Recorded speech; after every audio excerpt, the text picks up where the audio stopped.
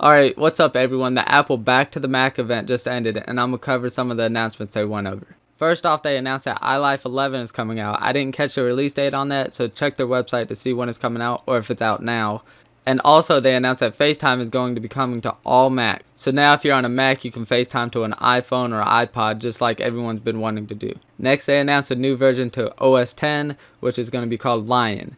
So Lion's going to be coming out in summer 2011, and the big deal with it is that they're bringing over some of the stuff that they learned from iOS, from the iPad version in particular, to the Mac.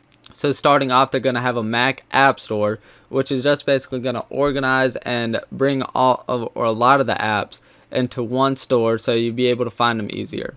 You're still going to be able to go to different websites and get them, and not all the apps for Mac is going to be in the App Store. Now from the App Store, it's going to be one-click downloads, and it's going to auto-install. They're also going to have the update thing. It's basically just like the iPod or iPad App Store.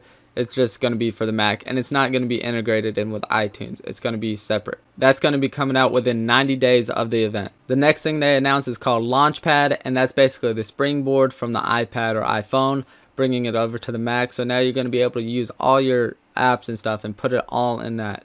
You're also going to be able to create folders and stick them in there too. The next feature is called Mission Control. That's basically unifying Expose, Spaces, and Dashboard all into one big feature. So you'll be able to bring that all up at once. They're also adding more multi-touch gestures into OS X or into Lion.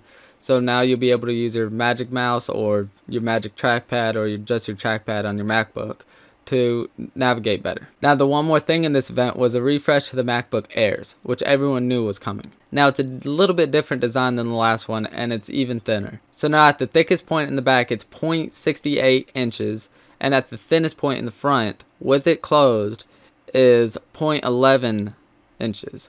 So that's pretty dang thin.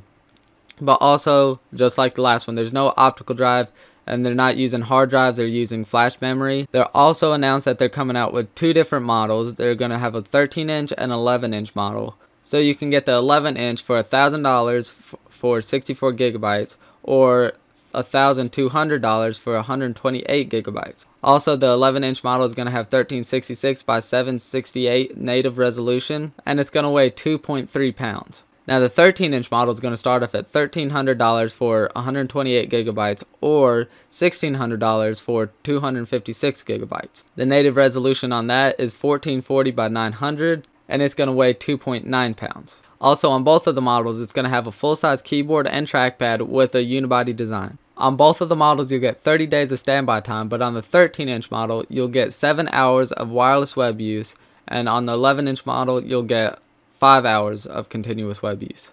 They're both going to have a Core 2 Duo CPU, which is really outdated, and NVIDIA GeForce graphics in it. So that was basically all the announcements from the event today. Make sure to subscribe, like, and comment on this video, and I'll catch y'all later. Peace.